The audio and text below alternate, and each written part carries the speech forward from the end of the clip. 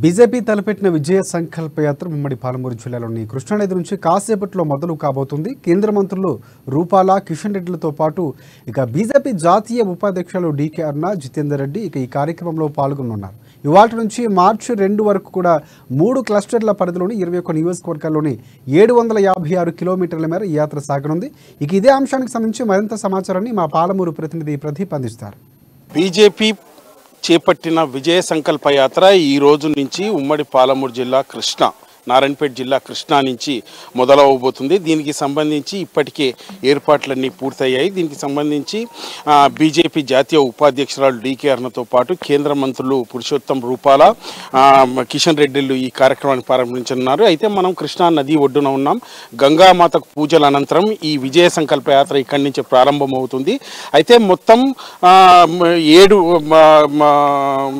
నియోజకవర్గాలు, ఉమ్మడి పాలమూరు జిల్లా 14, తర్వాత నల్గొండ జిల్లా 7 నియోజకవర్గాలు, మొత్తం 21 నియోజకవర్గాల్లో ఈ విజయ సంకల్ప యాత్ర సాగనున్నది. మొత్తము 756 కిలోమీటర్ల మేర సాగనున్న ఈ యాత్ర 3 క్లస్టర్లుగా విభజించబడింది.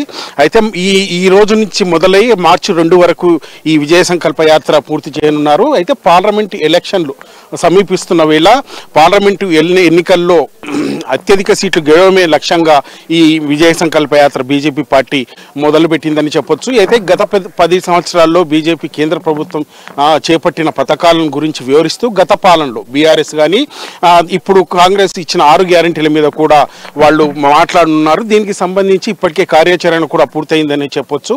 అయితే దీనికి సంబంధించి 14 నియోజకవర్గాల్లో సాగనున్న ఈ యాత్రకు కొంత ప్రాధాన్యత లభించిందనే చెప్పొచ్చు. దీనికి సంబంధించి ప్రధానంగా తెలంగాణ రాష్ట్రంలో అత్యధిక సీట్లు గెలవడమే లక్ష్యంగా బీజేపీ ముందుకెళ్తుందని కూడా మనం చెప్పొచ్చు.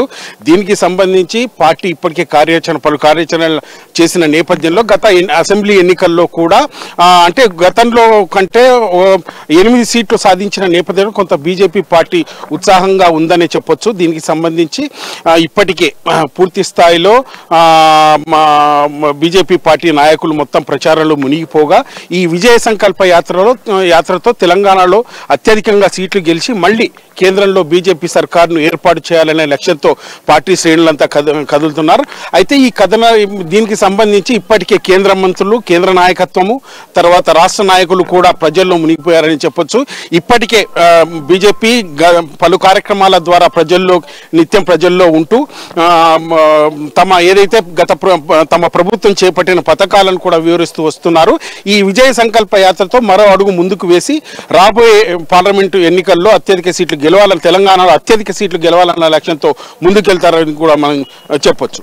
కెమెరామెన్ రాజేష్తో ప్రదీప్, అమ్మా న్యూస్, కృష్ణా నుంచి.